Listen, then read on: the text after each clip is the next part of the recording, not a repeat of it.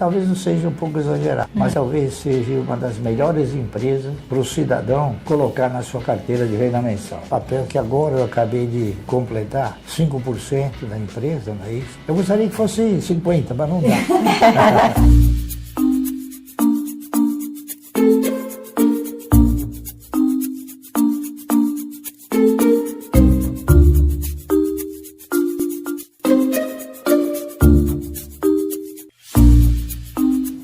Meu nome é Luiz Barros Filho, me formei em contabilidade, atuariais, economia e direito. Eu opero no mercado desde 1967. Eu opero no mercado há mais de 50 anos, de mais ou menos uns 51, 52 anos, examinando o mercado à luz de um investimento a médio e longo prazo. E suponho eu, pela experiência que eu consegui alcançar, a única forma de você ganhar no mercado é investir na geração de riqueza.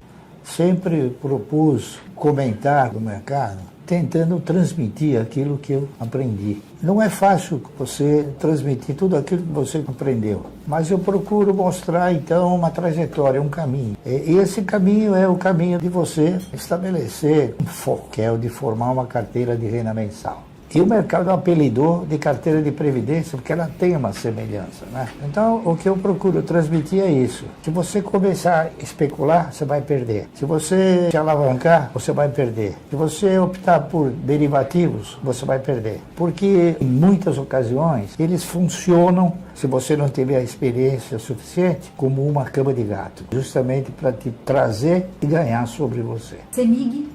Tenho. Eternit? Olha, Eternit eu tenho e tenho vontade de cair fora, porque ela não é mais o mesmo papel que quando eu comprei há 10, 15 anos atrás. Grupo Ultra?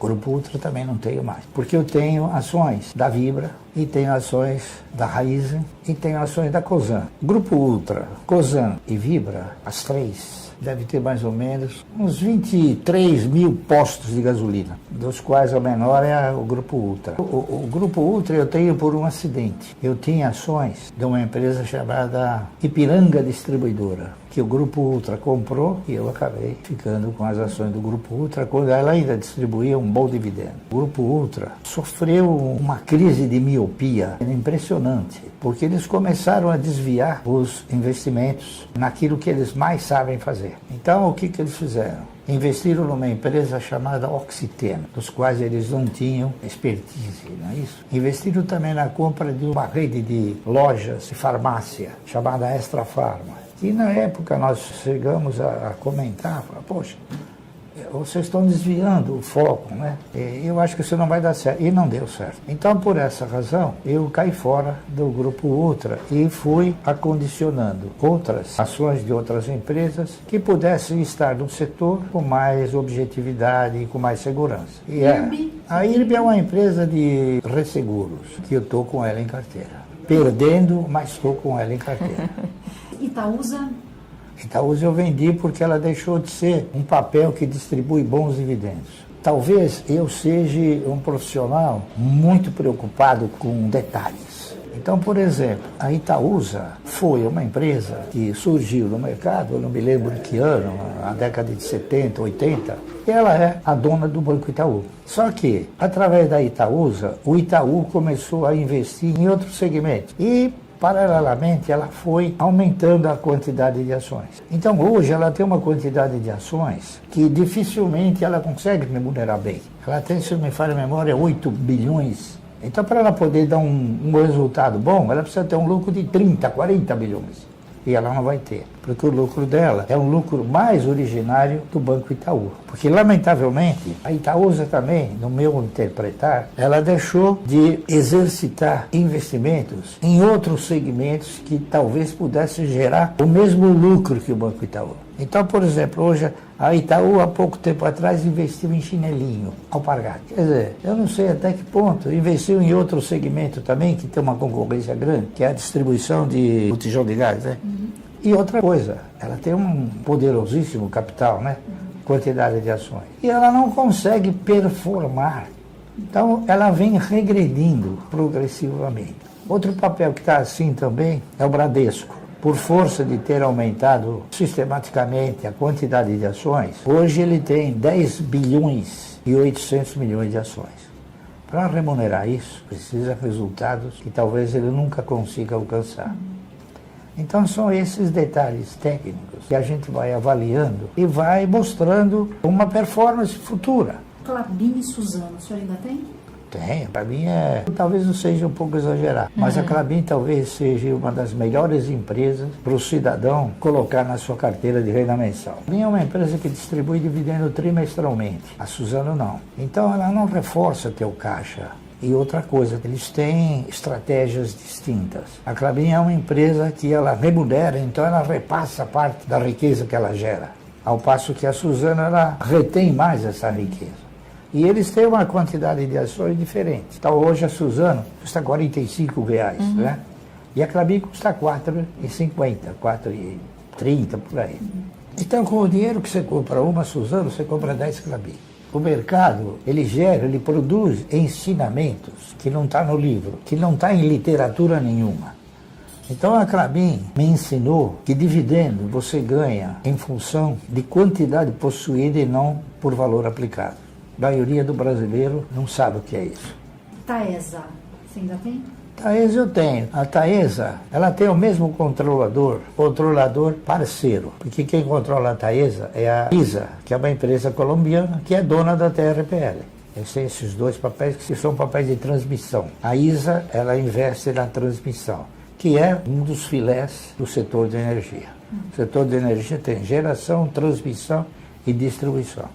Distribuição está fora. Taurus. A Taurus eu tenho há muito tempo. Eu tenho Taurus desde 1900 e alguma coisa, quando ainda o antigo controlador era dono da empresa.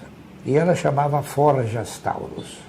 E ela possuía algumas empresas em outros setores, que não de armas. Ela possuía uma empresa de capacetes, que ainda possui. Possuía uma empresa que chamava Taurus Plast. Eram containers de plástico. E eles faziam também alguns equipamentos que vendiam uma parte para a Petrobras, enfim. E na ocasião, a Forjas Taurus era uma empresa cujo principal elemento da empresa era armeiro. Ele não chamava armeiro, ele executava a função de armeiro. Ele concluía a arma, né? Num determinado momento da história, a Forjas Taurus ela foi vendida para o Daniel Birman. O Daniel Birman é dono da...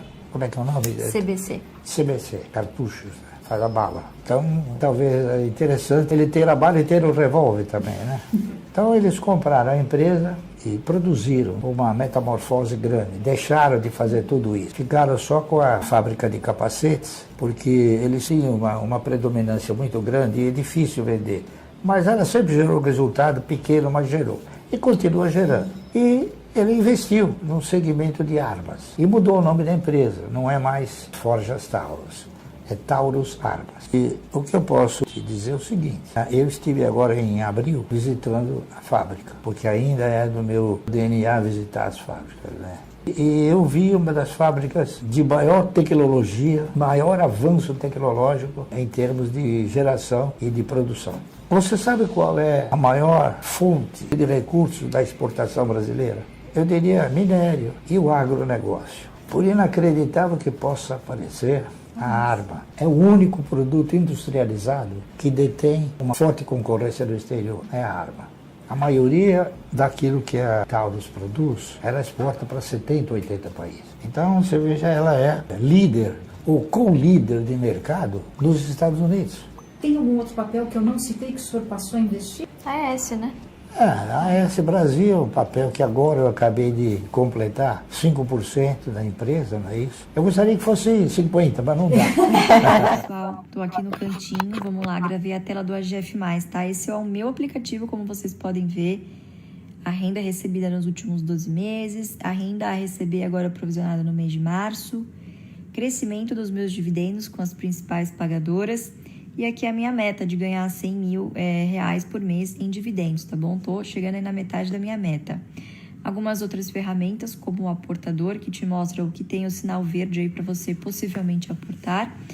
E neste momento aqui, eu cliquei nesta lupinha aqui em cima, que te manda para o perfil da empresa. Neste caso, tô olhando aqui a TRPL com algumas métricas. Então, algumas métricas de dividendos, múltiplos, métricas aqui de balanço, principalmente margem, cotação, né, o gráfico aqui para ser algo mais visual, rentabilidades e lá embaixo, proventos, tá? É uma ferramenta muito completa.